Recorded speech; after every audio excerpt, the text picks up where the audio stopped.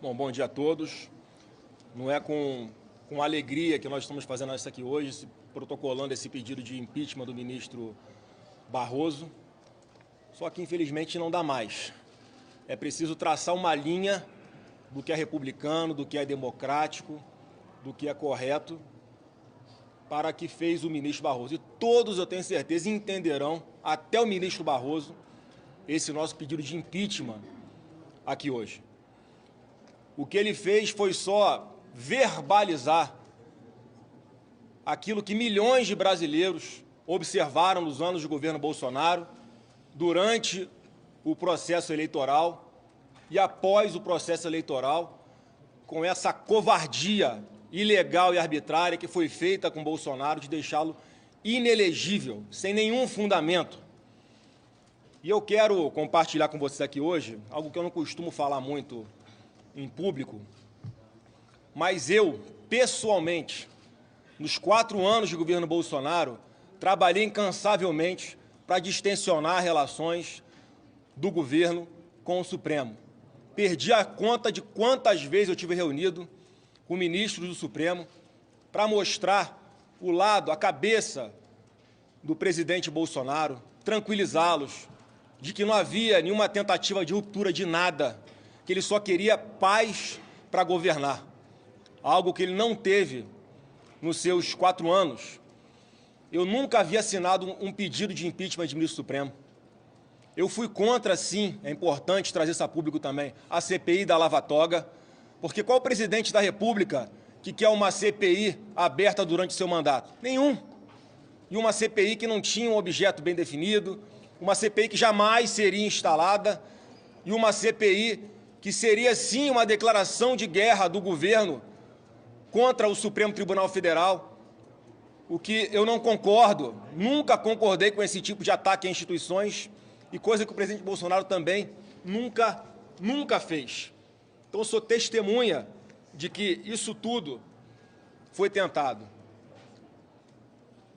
E a foto que nós vemos hoje do que fez o ministro Barroso é horrorosa. Mas o filme de tudo que ele já vinha fazendo nos últimos anos é de terror. Ele veio para dentro do Congresso Nacional para trabalhar contra aquela PEC do voto eletrônico com comprovante impresso. Com qual objetivo? Tudo que foi dito aqui já das intervenções públicas do ministro Barroso contra o Bolsonaro. E as matérias aqui, para não dizer que eu estou fazendo fake news, a participação daquele evento nos Estados Unidos sobre como se livrar de um presidente, aquela outra na Brasil Conference, em que uma deputada, atacando o Bolsonaro, passa a palavra para Barroso e ele se coloca como sendo do lado dos poderosos do bem, contra, na cabeça dele, o lado do mal, que seria o presidente Bolsonaro. E com que legitimidade o Barroso assume agora a presidência do Supremo? Com que moral Barroso vai assumir a presidência do Conselho Nacional de Justiça, o CNJ, para punir magistrados que, porventura, tenham feito manifestações político-partidárias, como a que ele fez? Eu faço questão de ler aqui a resolução do CNJ de 2019, para exatamente traçar ali um perímetro que pode ou não pode fazer o magistrado.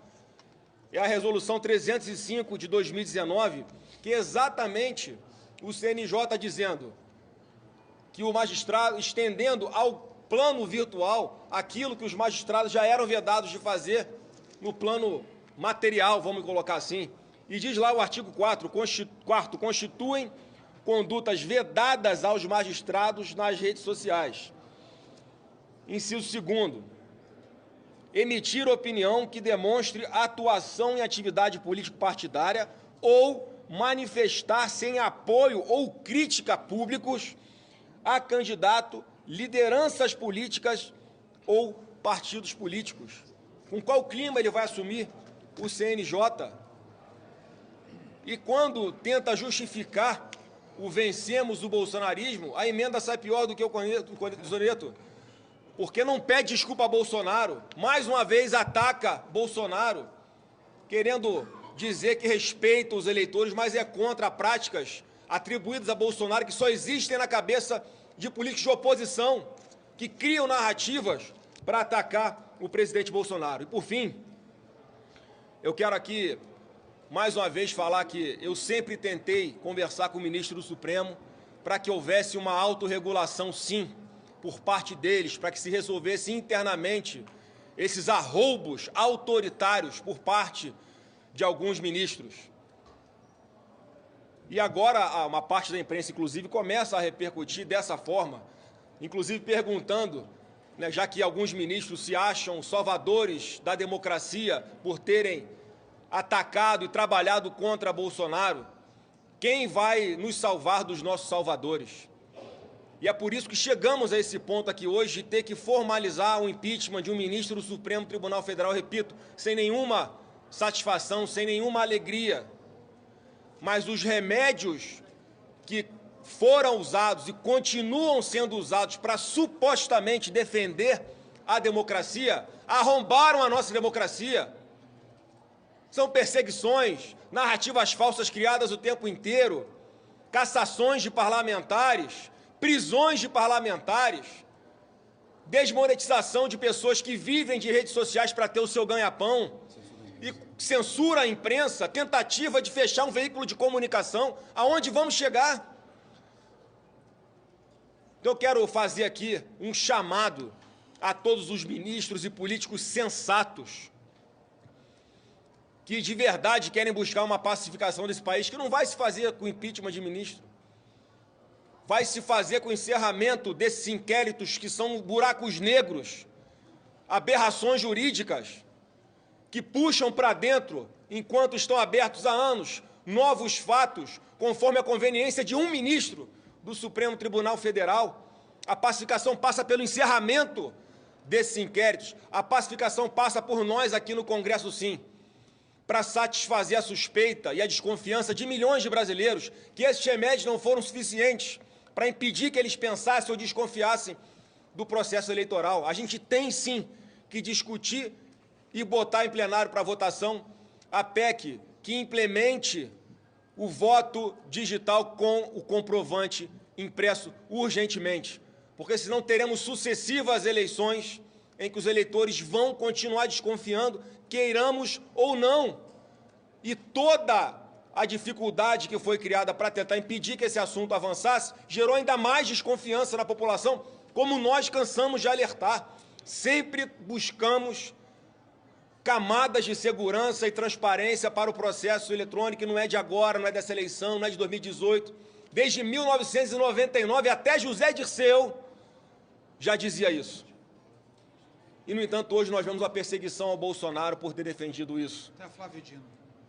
Vários outros que hoje estão no governo já falaram isso sem sofrer sanção nenhuma.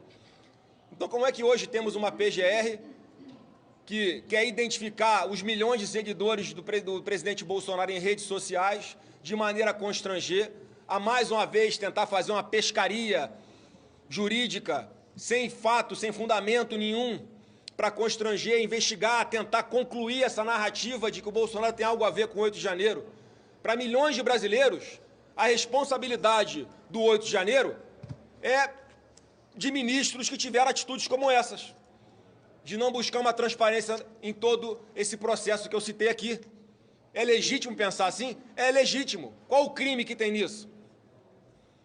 Enquanto a PGR faz isso com o presidente Bolsonaro, a gente não vê o mesmo tratamento dado, por exemplo, agora ao ministro Barroso, quando abertamente da sua boca saem essas palavras, né, de, mais uma vez, só trazendo à luz a tudo aquilo que nós já observamos nos últimos anos.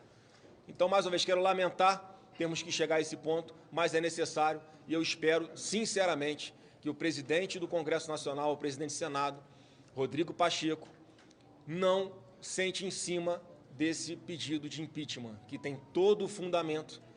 A população toda está entendendo, o Supremo está entendendo, o próprio ministro Barroso deve estar entendendo a razão de nós estarmos aqui hoje, porque ele passou de todos os limites.